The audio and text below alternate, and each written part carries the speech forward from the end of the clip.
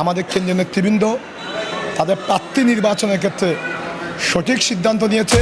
4টি আসনে দানের শেষ বিজয় হবে সে প্রত্যাশা আমরা করি। নির্বাচনকে সামনে রেখে একটা ষড়যন্ত্র চলছে। সালাউদ্দিন আহমদের নাম ঘোষণা হয়েছে। কক্সবাজার সদর আসনে কেন্দ্রীয় মৎস্যজীবী বিষয়ক সম্পাদক লুৎফর রহমান কাজলের নাম ঘোষণা হয়েছে। উখিয়া টেকনাফে কক্সবাজার জেলা বিএনপির বিপ্লবী সভাপতি সাবেক হুইপ শাহজাহান চৌধুরীর নাম ঘোষিত হয়েছে। উখি এবং মশখালী কুতুবদিয়া সেটা স্থগিত আছে, ইনশাল্লাহ সেটাও শীঘ্রই ঘোষণা করা হবে। আমরা অত্যন্ত আনন্দিত। আমরা আগামীকাল থেকে আমরা মাঠে ময়দানে নেমে যাব দানের শেষকে বিজয়ী করার জন্য। আমাদের এখানে কোনো গ্রুপিং নেই, আমাদের কোনো দলাদলি নাই, প্রতিযোগিতা থাকবে কিন্তু হানাহানি নয়। ইনশাল্লাহ 4টি আসনে দানের শেষ বিজয় হবে সে প্রত্যাশা আমরা করি।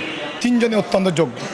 আমরা মনে করি আমাদের কেন্দ্রীয় নেতৃবৃন্দ তাদের প্রার্থী নির্বাচনের ক্ষেত্রে সঠিক সিদ্ধান্ত নিয়েছে। এই জনপদের সবচেয়ে গ্রহণযোগ্য, সবচেয়ে যোগ্য এবং জনপ্রিয়তার শীর্ষে অবস্থান করতেছে এইরকম নেতৃত্বকে তারা সিলেক্ট করেছে। এবং আমরা আশা করছি আমাদের সমস্ত নেতাকর্মী সমস্ত মতভেদ বলে ভেদাভেদ বলে আমরা আমাদের প্রার্থীকে সর্বোচ্চ বুঝে বিজয়ী করার জন্য আমাদের নেতাকর্মীরা চেষ্টা চালিয়ে যাবে।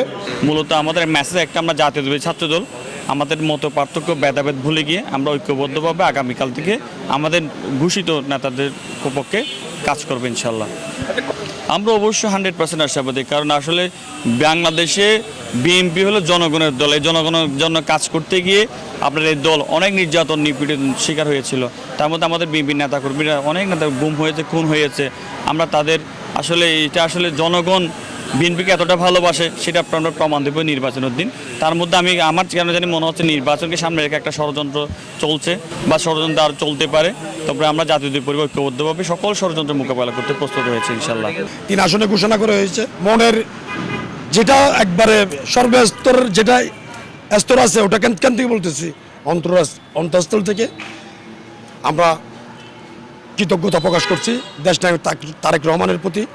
সঠিক প্রার্থী বাছাই করে দিয়েছেন ত্যাগী নেতাদের। এবং জয়ের বিষয়টা নিয়ে কথা বলি, জয় ইনশাআল্লাহ আমরা প্রার্থী যে হোক, আমাদের 17 বছর পরিশ্রম বৃথা যাবে না।